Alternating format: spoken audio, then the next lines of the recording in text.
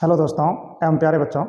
आज हम एक बार पुनः इंग्लिश के लेसन के साथ सीखने जा रहे हैं कि एक सेंटेंस में हमने नाउन की डेफिनेशन पढ़ी, पार्ट्स ऑफ नाउन पढ़े, और अब जब सेंटेंस में नाउन का यूज होता है तो वहाँ पर एक छोटा सा सेक्शन है केस, कि सेंटेंस में कौन सा नाउन या प्रोनाउन किस रूप में बैठा है, किस केस में बैठा है।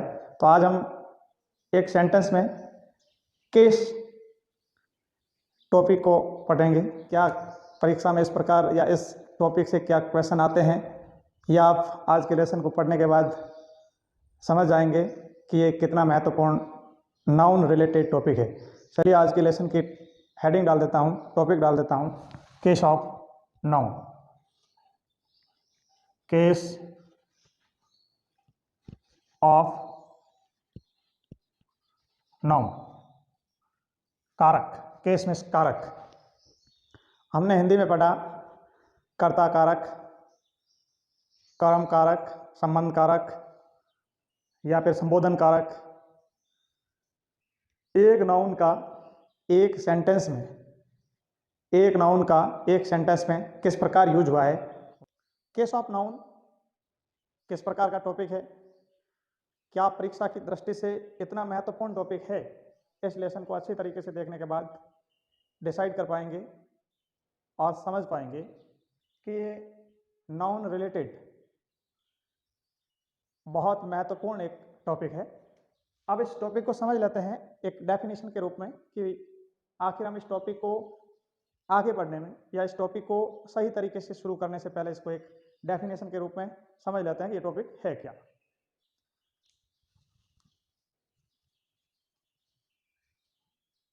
What is the relation between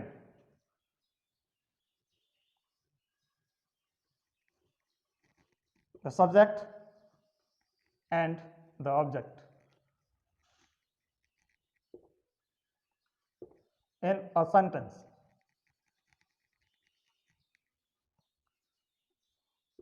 Is called a case of noun.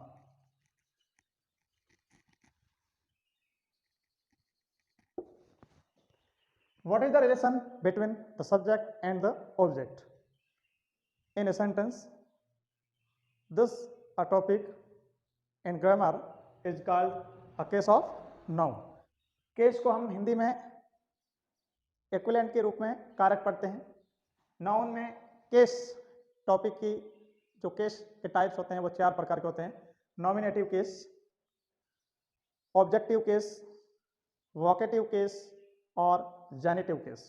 Example के साथ समझने का प्रयास करते हैं कि ये देखते हैं कितना मुश्किल और महत्वपूर्ण टॉपिक है। मुश्किल में इस घड़ी में कहूँगा, मुश्किल में इस परिप्रेक्ष्य में कहूँगा कि आप कितनी आसानी से इस टॉपिक को समझ पाते हैं, और महत्वपूर्ण इसलिए कहूँगा कि ज़्यादातर एग्जाम में इससे संबंधित क्वेश्चन पूछे जाते हैं। चलिए, केस ऑफ नाउन में पहला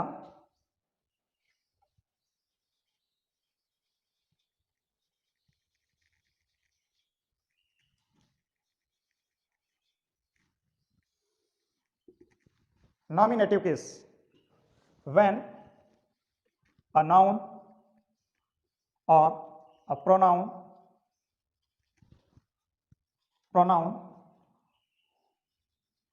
uses at the place of subject. एक सेंटेंस में जब कर्ता के स्थान पर किसी संज्ञा या फिर सर्वनाम, जैसे प्रोनाउन कहते हैं, यूज होता है, तो वहां उस जगह पर यूज हुए नाउन किस केस में होगा? Nominative case. एग्जाम्पल के तौर पे समझें,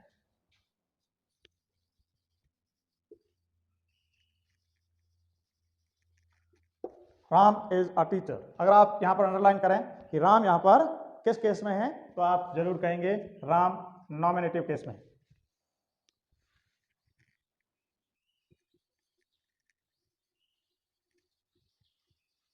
he plays cricket, he nominative case में, क्योंकि राम और ही दोनों किस स्थान पर आए हुए हैं?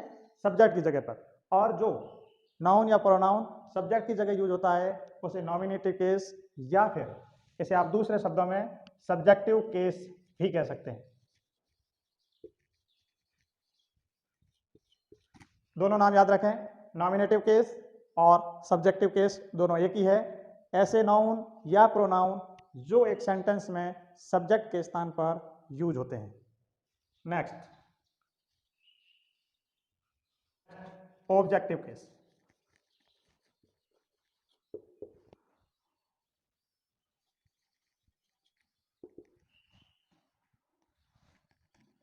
Objective case, when a noun or a pronoun uses at the place of object। जब कोई संज्ञा यानी नाउन और प्रोनाउन एक सेंटेंस में ऑब्जेक्ट की जगह यूज होता है तो उसे ऑब्जेक्टिव केस कहते हैं। जैसे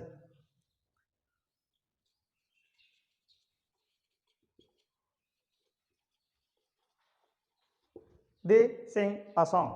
अब यहां पर दे है वो नॉमिनेटिव केस में है और जो ऑब्जेक्ट अ सॉन्ग है ये यहां पर ऑब्जेक्टिव केस में है। जो सॉन्ग नाउन है ये ऑब्जेक्टिव केस में आया हुआ है, अर्थात ऑब्जेक्ट की जगह प्रयुक्त हुआ है। कई ऐसे सेंटेंस होते हैं जिसमें दो ऑब्जेक्ट होते हैं, तो उन दोनों ऑब्जेक्ट पर प्रयुक्त होने वाले नाउन को केस के रूप में जानते हैं कि वो केस ऑफ नाउन की फॉर्म में बैठे हुए हैं। जैसे एक सेंटेंस के माध्यम से समझें, बिल्कुल ध्यान दीजिए, इस प्रकार के क्वेश्चन पूछे जाते हैं। मैं एक सेंटेंस लिख देता हूं।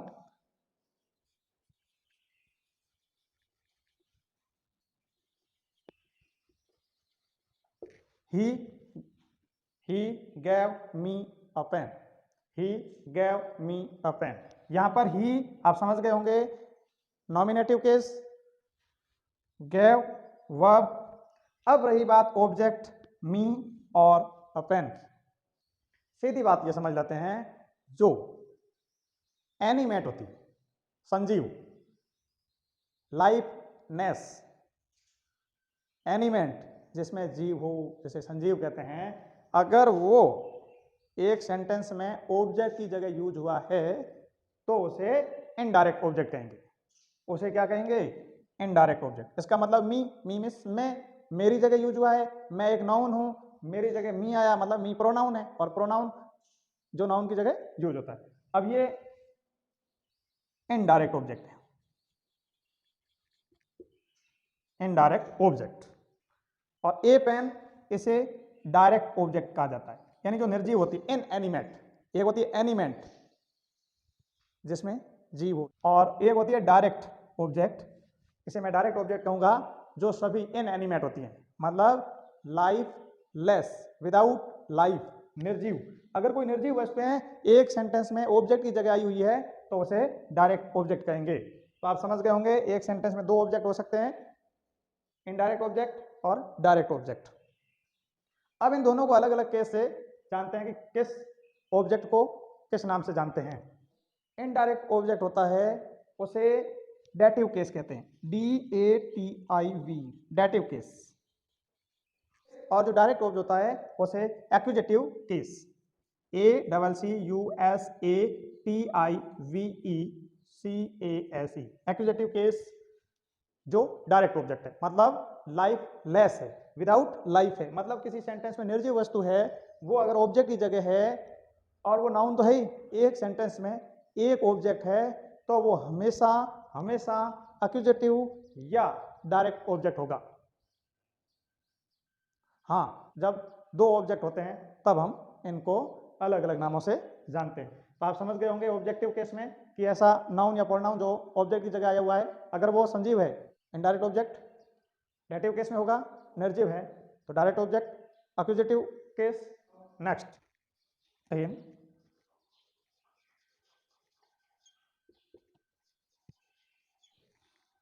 Vocative case. Vocative word comes from Latin. ये एक लैटिन से उत्पत्ति हुई है और इट मीन्स वोकेटिव का अर्थ क्या होता है? इट मीन्स कॉल, बुलाना, एड्रेस करना, संबोधन करना। किसी को हम एड्रेस करते हैं तो वो वोकेटिव केस होता है। जैसे Ravi,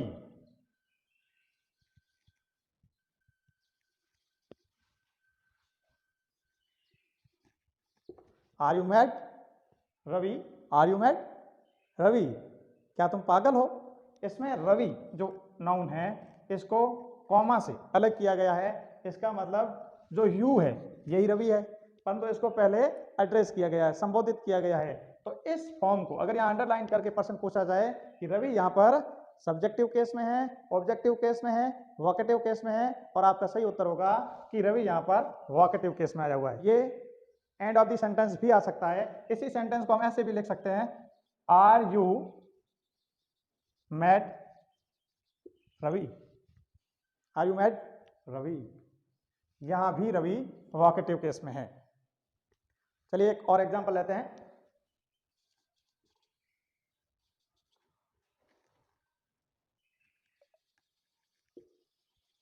Sohan come here, Sohan come here. यहां सोहन को एड्रेस करते हुए कॉमा से सेपरेट किया गया है, तो यहां पर सोहन वोकेटिव केस में है, और यहां पर सब्जेक्ट जो छिपा हुआ है वो यू है।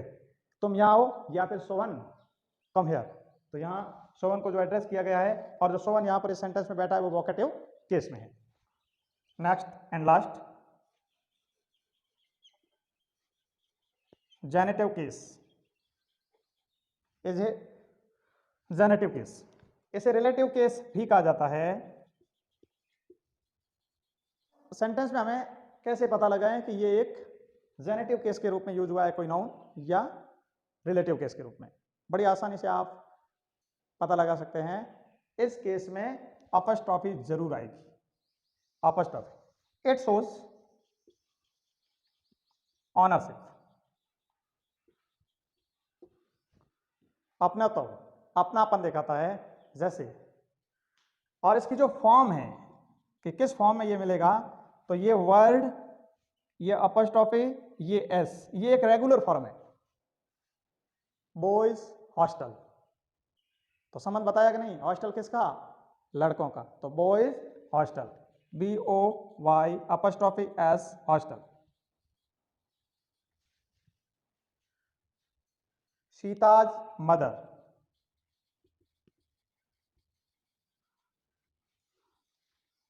ये जो अपस्ट्रॉफी और एस लगा हुआ है, इस प्रकार का सेंटेंस में कहीं आपको यूज देखने को मिले तो आप इसे जेनेटिव केस कह सकते हैं, आप इसे रिलेटिव केस कह सकते हैं।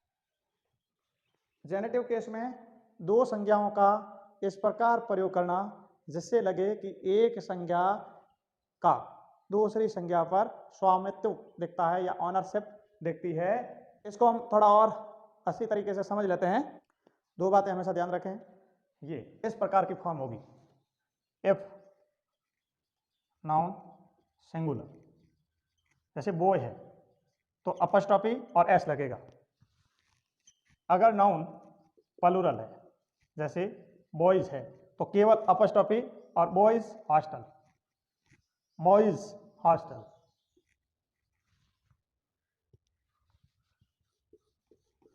अब रही बात ये तो नाउन की, और नाउन में भी ये एनिमेट है। एनिमेट कहते हैं संजीव। एनिमेट हो तो अपस्ट्रॉफी और एस या without S only apostrophe we use. जब ये इनएनिमेट हो, निर्जीव हो, तो अपस्ट्रॉफी के जगह ऑफ का प्रयोग होगा। अगर हम इनएनिमेट जो थिंग है उनके साथ अपस्ट्रॉफी लगाएंगे तो वहां पर हम गलती कर रहे होंगे, और एग्जाम में आए हुए इस प्रकार के क्वेश्चन में हम गलती कर जाएंगे और सही तरीके से इंग्लिश का यूज नहीं कर पाएंगे। चलिए, अगर यहां पर लिखें बॉयज लेग या लेग, बॉयज लेग्स, ये एकदम करेक्ट है क्योंकि बॉय क्या है? एनिमेट है, और अपस्ट्रॉफी लगेगा, और लेग्स यानी बच्चे की टांगे। अगर यहां पर टेबल्स लेग लिखेंगे तो ये गलत होगा। अगर हम यहां पर टेबल्स लेग लिखेंगे तो ये गलत होगा, क्योंकि टेबल एक इनएनिमेट है, निर्जीव है, उनके साथ अपस्ट्रॉफी और एस का प्रयोग नहीं होगा। इस जगह हम ये लिख सकते हैं द लेग्स ऑफ टेबल, मतलब निर्जीव वस्तुओं में अपस्ट्रॉफी और एस की बजाय यानी वोकेटिव केस का अगर प्रयोग करना हो तो हम ऑफ का प्रयोग करेंगे। उम्मीद है आज के इस लेसन को आपने अच्छी तरीके से समझा और चारों प्रकार के केस को, subjective case, objective case, vocative case को बड़े ध्यान से पढ़ा और आने वाली परीक्षा में इस प्रकार के क्वेश्चन के आंसर आप आसानी से दे पाएंगे। धन्यवाद।